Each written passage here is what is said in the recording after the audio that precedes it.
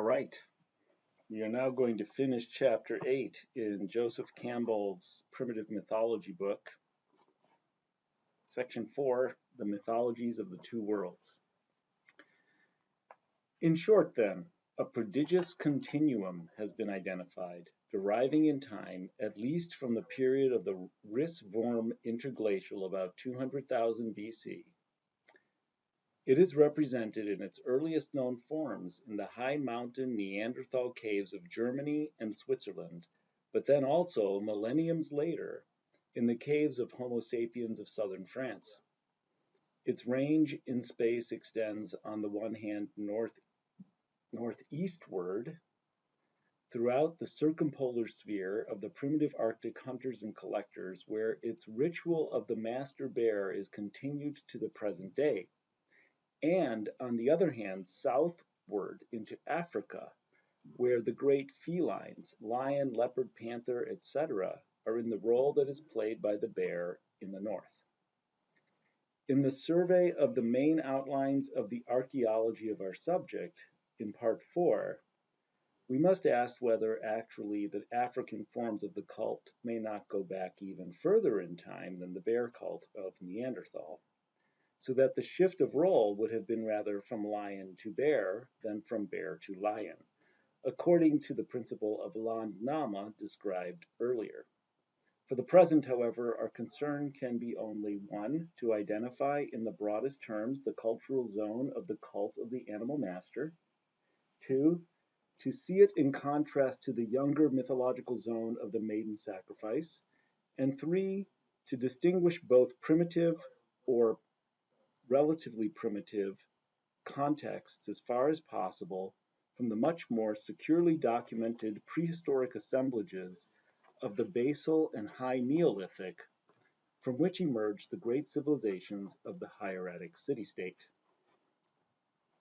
1a. With an identified center in Central Europe dating from the third interglacial period and a range extending on the one hand eastward to Labrador and on the other southward to Rhodesia, an abundantly documented mythology of the hunt has flourished, of such consistent character that we may well speak, indeed have to speak, of an area of diffusion. It is impossible to name with certainty the basic traits of this mythology in its earliest phase. In such contemporary manifestations as the Ainu bear sacrifice and burial rite, one has to recognize, besides the earliest Paleo-Siberian strain of tradition, the probability of very much later Neolithic, Sino-Mongolian, Japanese, and even recent Russian influences. Nevertheless, certain patterns of thought and ritual appear in these traditions that can be readily matched in other parts of the great continuum, and these, if we do not try to press them too far, can be taken to represent in the main a general stance of the mind in this domain, which has fundamentally colored the web of whatever culture has come into form within its sphere of force. The main idea would seem to be that there is no such thing as death, but simply, as we have said, a passing back and forth of an immortal individual through a veil. The idea was well expressed in the words of the Caribou Eskimo shaman Igigarjuk. Life is endless, only we do not know in what form we shall reappear after death. This idea is apparent also in the Ainu prayers both at the bear sacrifice and at the funeral rite. To the bear, precious little divinity, please come to us again, and we shall again do you the honor of a sacrifice. And to the man, take hold of your staff firmly at the top and walk securely, minding your feet. The grave gear and sacrificed animals found in the graves in the Dordogne at La Ferracie, Le Mostier, and La Chapelle surely indicate something of the kind for the period of Neanderthal. And though we do not know whether burials of such a type were usual or unusual at that time, the fact remains that in these cases at least, a life beyond death was envisioned. Was the handsome hand axe in the grave at Le Mostier a souvenir to be presented to the gods, or ancestors in the other world? We do not know. And would the dead return at will or remain with the ancestors? This we do not know either. But that there was another world, there can be no doubt. Several other themes also emerge.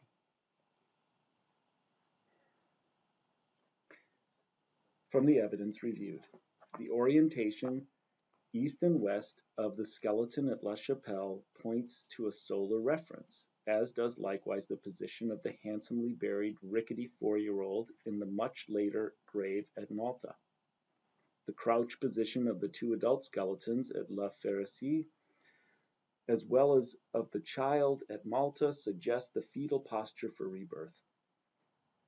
Though, on the other hand, they may represent an attempt so to bind the ghost that it should not return to terrify those left behind. For the burial rites of the Ainus, as well as those of the more primitive Aranda of Central Australia, illustrate vividly a primitive fear of the dead, which, as we have already said, is in radical contrast to the attitude expressed in the rites of the primitive planters of the Sudan. The North African hunter's ritual of defense against the killed panther's evil eye, and the curious thrusting of the bones through the eyes of the Paleolithic bear, suggest by analogy that in that remote period, too, fear was felt of the revengeful magic of the slain beast. And finally, we note that as the animals of the hunt changed, so too did the focal figure of the rites. The earliest animal master, apparently, was the cave bear, whose counterpart in Africa was the lion, leopard, or panther, whereas in what was perhaps a later context we find the mammoth, and then the bison. It has been suggested that the daily task and serious concern of dealing death, spilling blood in order to live, created a situation of anxiety that had to be resolved on the one hand by a system of defenses against revenge, and on the other by a diminishment of the importance of death. Immediately available, furthermore, was that primary spontaneous notion of the child that death is not an end nor birth a beginning. Mama, where did you find me? Mama, where did I come from? These may not be inherited ideas precisely, but they are certainly general spontaneous ideas and the raw materials of myth. As we have seen furthermore, they have been organized in a distinctive system, which has served primitive hunting societies for a period of some 200,000 years, both to alleviate the fear of blood revenge and to carry the mind across the ultimate threshold. And perhaps the best summation of the ultimate import of these myths and rites for the courageous men and women whose very difficult lives they served is expressed in the sentiment reported by Dr. Rasmussen of our little old friend, the Jagnek of North Alaska. Selam, or Selam Inua, the inhabitant or soul, Inua, of the universe, is never seen, its voice alone is heard. All we know is that it has a gentle voice like a woman, a voice so fine and gentle that even children cannot become afraid. What it says is, Sila Ersinar Siniv Luge. Be not afraid of the universe. 1b. Within the field of the hunting mythologies, however, a second force appears in the phenomenology of shamanism. This cannot be tritely dismissed as mere neurosis, self-hypnosis, or schizophrenia, because even if this were true, it does not explain the universality of the imagery of neurosis, schizophrenia, and self-hypnosis. The phenomenology of shamanism is locally conditioned only in a secondary sense, as I believe we have well enough seen. And since it has been precisely the shamans that have taken the lead in the formation of mythology and rites throughout the primitive world, the primary problem of our subject would seem to be not historical or ethnological, but psychological, even biological. That is to say, precedent to the phenomenology of the culture styles. This opens again the question of the relationship of ethnic to elementary ideas, which, as we have seen, has not been resolved and remains the chief bone of contention of this entire subject. We return to it in the concluding chapter. 2. In contrast to the childlike spirit of the mythology of the Paleolithic hunt, a new depth of realization is achieved in the horrendous myths and rites of the planting cultures. The cultural continuum in which these are at home would appear to extend in a broad equatorial band from the Sudan eastward through East Africa and Arabia, India, Indochina, and Oceania to Brazil. Death here is not simply the blithe passage of an immortal individual once again through a door, which he has already gone many times, and back through which he will again return.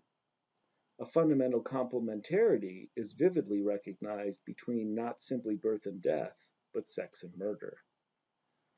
A mythological age is supposed to have anteceded the precipitation of this pair of opposites, when there was neither birth nor death, but a dreamlike state of essentially timeless being. And the precipitating mythological event by which this age was terminated is renewed in the festivals, in rites such as we have reviewed and studied in Part 2. The contrast with the hunting mythology could not be greater. Yet one may ask whether the later mythology does not represent simply a deepening, an enrichment, and a systemization of ideas already inherent in the earlier. Is this an opposite mythology or simply a more mature? Are the underlying ideas so different that we cannot speak of a common psychological substratum? The answer, I think, is obvious, namely, that the same ideas have been given a fresh turn and organization, which amounts indeed to a new and certainly magnificent, though somewhat horrifying, crisis of spiritual growth.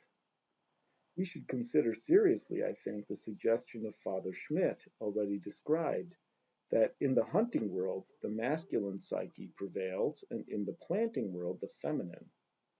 In the first, the feminine principle is comparatively mute, and with the masculine virtues, a certain boyish innocence prevails, except in the area of black magic, where the witch and a kind of cloacal mania, which again is rather boyish, come into their own. In the second, on the other hand, the whole mystery of the woman's range of life experience comes into play, and is rendered tragically yet joyfully in the mystery of the maiden. How can a man know what a woman's life is? Said an Abyssinian woman, quoted by Frobenius. A woman's life is quite different from a man's. God has ordered it so. A man is the same form from time of his circumcision to the time of his withering. He is the same before he has sought out a woman for the first time and afterwards. But the day when a woman enjoys her first love cuts her in two. She becomes another woman on that day. The man is the same after his first love as he was before. The woman is from the day of her first love another. That continues so all through life. The man spends a night by a woman and goes away. His life and body are always the same. The woman conceives. As a mother, she is another person than the woman without child. She carries the print of the night 9 months long in her body. Something grows into her life that never again departs from it. She is a mother. She is and remains a mother even though her child die, though all her children die, for at one time she carried the child under her heart, and it does not go out of her heart ever again, not even when it is dead. And this the man does not know. He knows nothing. He does not know the difference before love and after love, before motherhood and after motherhood. He can know nothing.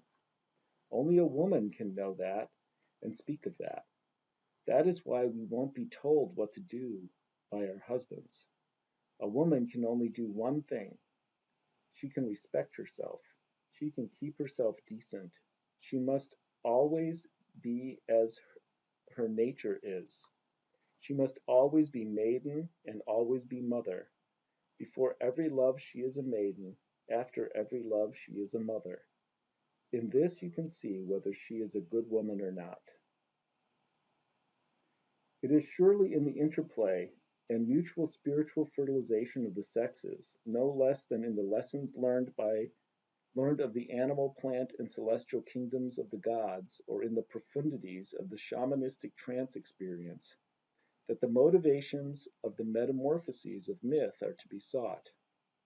In Part 4, diagramming sketchily the main blocks of prehistoric periods of myth, from the first we know of man's appearance on earth to the dawn of the ages of writing, when the literary record of mythology begins, we must try to bear in mind the force of this dialogue, for it is one of the curiosities and difficulties of our subject that its materials come to us for the most part through the agency of the male.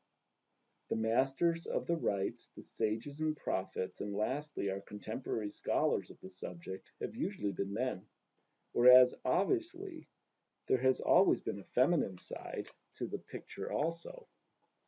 The symbols have been experienced and read from two poles, but also shaped from the force of the two poles in their antagonistic cooperation, so that even where the woman may seem to have disappeared from the scene, as for example in the patriarchal Aranda and Hebrew images of the first days of creation, we must realize that she is there, even so, and watch for the ripple of her presence behind the curtain.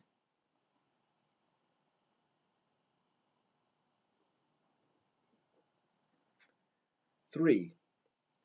The dawn of history as we know it has now been securely placed in the Near East in the early hieratic city-states, and the powerful diffusion of the great syndrome of the higher civilizations from those early centers to the bounds of the earth has now been traced clearly enough to let us know that most of what used to be regarded as evidence of, in Fraser's words, the effect of similar causes acting on the similar constitution of the human mind in different countries and under different skies, is actually evidence rather of diffusion.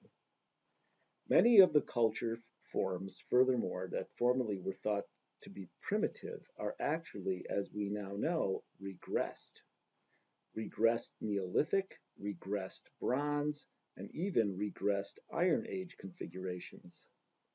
For example, even the Pygmoid Negritos of the Andaman Islands, who are certainly among the most primitive peoples now living on Earth, cannot be studied simply as primitives, for there is a good deal of evidence, not only in their kitchen middens, which have been piling up for thousands of years, but also in their myths and folkways, of an important cultural influence that arrived from the Southeast Asian mainland perhaps 3,000 or 4,000 years ago, and which brought to them not only pottery and the pig, but also a new method of cooking and the art of smoking pipes. They have besides an extremely beautiful type of bow, which is not by any means a primitive weapon, but one that appears only as late as the Mesolithic, that is to say, in the critical culture period of the dawn of the arts of food cultivation. The most delicate and difficult, as well as crucial question within the ranges of the ethnological and archaeological phases of our study, indeed, is this of the relative force of the Paleolithic and Neolithic influences, both in the vaguely defined transitional period known variously as Mesolithic, Proto-Neolithic, Epi-Paleolithic, and in America, New World formative, and throughout the field of ethnological research. It is to this question that we turn our regard, particularly in Part 4. So that's the end of Chapter 8. Thank you for joining me, and I hope you're enjoying it.